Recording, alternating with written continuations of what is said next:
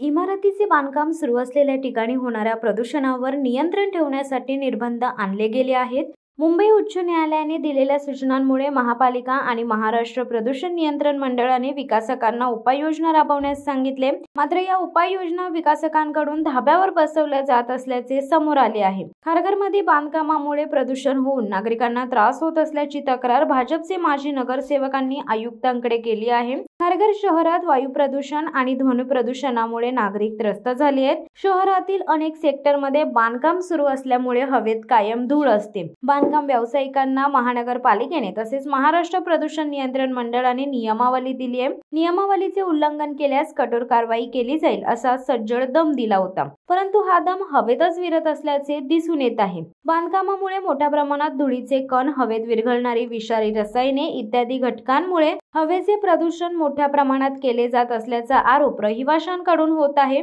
विकासकांवर दंडात्मक कारवाई केल्याशिवाय प्रदूषणावर नियंत्रण येणार नाही असे येथील स्थानिकांचे म्हणणे आहे। बांधकाम व्यावसायिकांनी त्यांच्या बांधकामाभोवती 18 मीटर उंचीची हिरव्या रंगाची जाळी बसवणे, हवेत उडणाऱ्या धुळीच्या कणांवर नियंत्रण मिळवण्यासाठी पाण्याचे तुषार उडवणे अपेक्षित आहे, परंतु कोणीही या नियमाचे पालन करत नसल्याचा आरोप खारघर मंडळ भाजप उपाध्यक्ष किरण पाटील, माजी नगरसेवक निलेश बाविस्कर यांनी केले। पालिकेचा बांधकामावर कुठलाही अंकुश नसल्यामुळे विकासकांचे फावले असल्याचे देखील बोलले जात आहे। महापालिका आयुक्त मंगेश चितळे यांना दिलेल्या निवेदनात अधिकाऱ्यांवरही गंभीर आरोप करण्यात आले। प्रभाग अधिकारी वातानुकूलित दालनात दिवसभर बसून असतात असे निवेदनात म्हटले। बांधकाम व्यावसायिकांच्या स्थळांची प्रत्यक्ष पाहणी करत नाहीत, त्यामुळे त्यांना धुळीचे व हवेचे प्रदूषण कसे दिसेल असा प्रश्न उपस्थित केलाय। नियम न पाळता बांधकाम करणाऱ्या व्यावसायिकांवर तात्काळ कारवाई करून बांधकाम थांबवावे अशी मागणी केली आहे।